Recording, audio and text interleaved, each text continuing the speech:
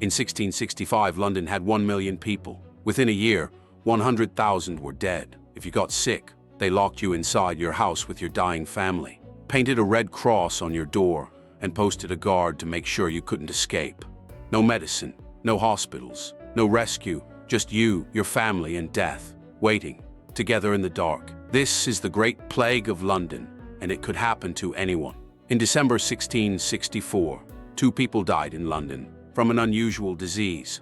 Nobody paid much attention. People died all the time in 17th century London. Bad water, poor sanitation.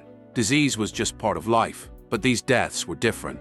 The bodies showed strange black swellings under the arms and in the groin. Buboes, they were called, filled with pus and blood. Bubonic plague, the same disease that had killed 1/3 of Europe 3 centuries earlier in the Black Death. By spring 1665, more cases appeared, then more. By summer, it was everywhere. The plague spread through fleas carried by rats, but nobody knew that. They thought it was bad air, or God's punishment, or evil spirits, so they tried everything that didn't work. Burning herbs, carrying flowers, wearing lucky charms.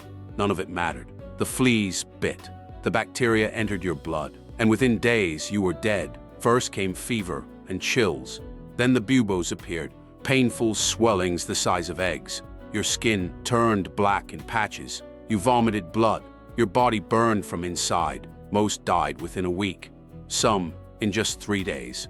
And there was absolutely nothing anyone could do to save you.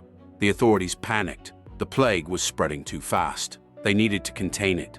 So they implemented the most brutal policy imaginable: household quarantine. If anyone in your house got sick, everyone was locked inside.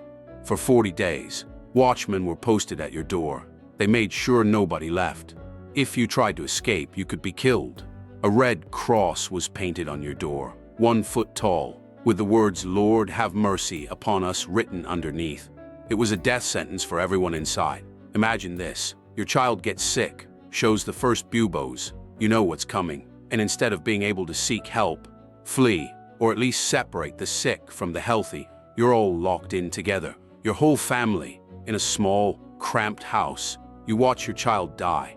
Then your wife shows symptoms. Then you feel the fever starting. One by one, everyone dies, and their bodies just pile up inside because nobody can leave to bury them. The only visitor was the searcher of the dead, an old woman paid to examine bodies and report plague deaths. She'd come inside, look at the corpses, and leave. That was it. Food was left outside your door. Sometimes, if people remembered, if they weren't too afraid to come near your house. Many families starved before the plague could kill them. The wealthy fled London entirely. If you had money, you packed up and left for the countryside. The king and his court abandoned the city. But if you were poor, you were trapped in the city, in your house, with death. And the plague didn't care about your innocence. Whole families were locked in because one person got sick from a flea bite. Random, arbitrary, cruel. By August 1665, London was a city of death. 7,000 people were dying every week. The death carts couldn't keep up. Every night, the cart would come down your street, the driver ringing a bell and calling, "Bring out your dead." Doors would open, bodies would be dragged out and thrown onto the cart, piled like firewood. The carts went to mass graves, huge pits outside the city where hundreds of bodies were dumped together. No coffins, no ceremonies, no dignity. The city smelled of death and smoke. Fires burned constantly, trying to purify the air. Didn't help, just made everything darker and harder to breathe. Plague doctors walked the streets in bizarre costumes, long-beaked masks filled with herbs and spices, leather coats. They looked like monsters. They were supposed to treat the sick, but they had no cure. They'd lance the buboes to drain the pus. Sometimes it helped. Usually, it just made the patient die faster in agony. Some doctors charged desperate families fortunes for useless treatments. Others refused to come near plague victims at all. The streets were empty during the day. Anyone outside risked infection or being suspected of having plague and locked up. But at night, the city came alive with horror. The death carts rolling, people screaming from locked houses, dogs and cats being slaughtered by the thousands because authorities thought they spread the disease. They didn't. The rats did, but nobody knew that. Entire neighborhoods were sealed off.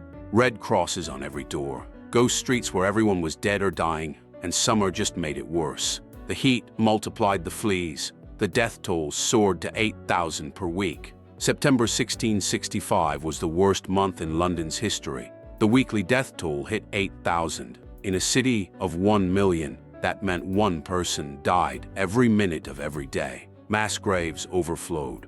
Bodies were stacked in churches, left in the streets. The living couldn't bury the dead fast enough. Parish records simply read, plague, plague, plague, plague, for every death. Page after page, week after week.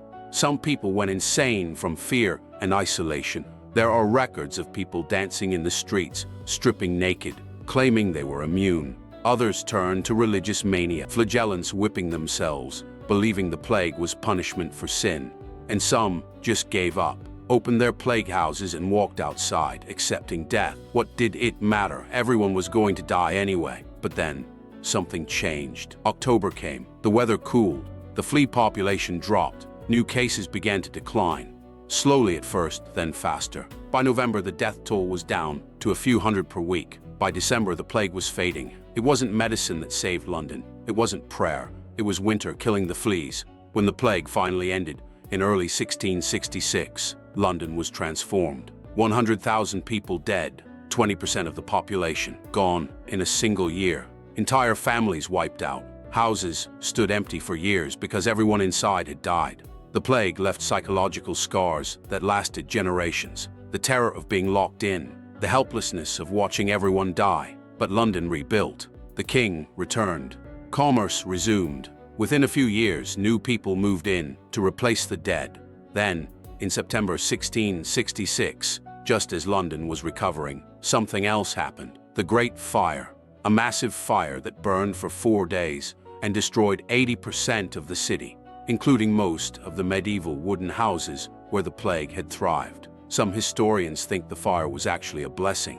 It burned away the infected buildings, forced London to rebuild with stone and better sanitation. The plague never returned to London on that scale again, but the fear remained. Red crosses on doors became a symbol of horror. Stories of the plague passed down through families, and the lesson was clear. In the face of epidemic disease, without science or medicine, even the greatest city in the world was helpless. The Great Plague killed 100,000 people in London alone. Across Europe, millions more died from plague outbreaks over the next few years. Today, bubonic plague still exists, but we have antibiotics. We understand how it spreads. We can stop it. The people of 1665 London had none of that. They had superstition and fear and brutal quarantines that sometimes killed the healthy along with the sick. When COVID-19 locked us in our homes, we had medicine, science, communication. We knew what we were fighting. They didn't. They just knew death was coming, and there was no escape. If you want to see more pandemic history reconstructed, let me know in the comments. Because understanding how our ancestors survived these horrors shows us how far we've come and how much we have to be grateful for. Thanks for watching.